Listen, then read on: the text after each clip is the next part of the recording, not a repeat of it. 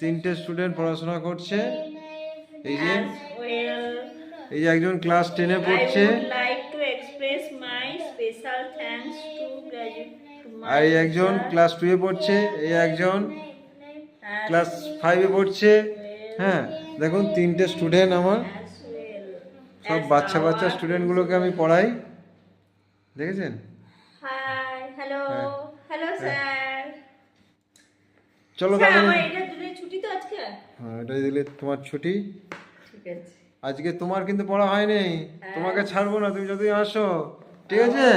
তোমাকে পড়তেই হবে। আপনার একটা কাজ বাকি আছে। হ্যাঁ, কাজ দিয়ে দেবো, বাড়ির কাজ দিয়ে দেবো। না স্যার, আপনার একটা কাজ বাকি আছে। ওটা কি লেখাটা? হ্যাঁ। আচ্ছা ঠিক আছে, আমি লিখে দিচ্ছি। পড়া আজকে তোমাকে নালে ছাড়বো না, অনেক হয়েছে। আর আপনার ডেমোদের আগে কি না, লিখবো? এটা হয়ে গেলে আবার ছুটি হয়ে যাবে। ওটা কমপ্লিট করে দেবো ছুটি। এই তিনটে কি হবে ওটা?